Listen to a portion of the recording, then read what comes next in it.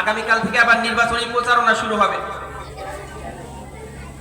আমরা সরকারকে গালি দেই, সরকার এই রাস্তার টাকা খেয়ে ফেলেছে, এই ব্রিজের টাকা খেয়ে ফেলেছে, কালভার্টের টাকা খেয়ে ফেলেছে, কালভার্ট খেয়ে ফেলেছে।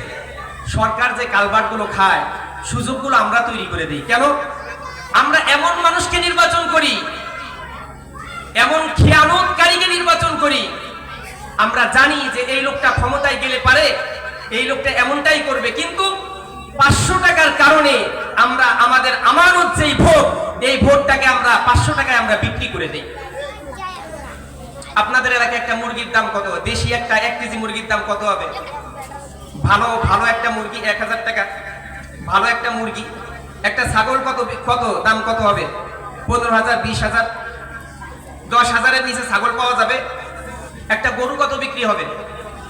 1 লাখ। ভোটের আগের দিন এক একটা ভোটার বিক্রি হয়ে যায় 500 টাকায়। ছাগলের চেয়ে তার দাম কমে গেল, গরুর চেয়ে তার দাম কমে গেল। চিন্তা করা দরকার। আমি কারো পক্ষে বলি না যে অমুককে ভোট দেন, এটা বলি না। আপনার বিবেক দিয়ে চিন্তা করেন যে আমি কাকে ভোট দিলে কিয়ামতের দিন আল্লাহ তাআলা আমাকে প্রশ্ন করলে আমি জবাব দিতে পারবো। এটা আপনি নিজের বিবেককে চিন্তা করে তারপরে আপনি ভোট দিবেন।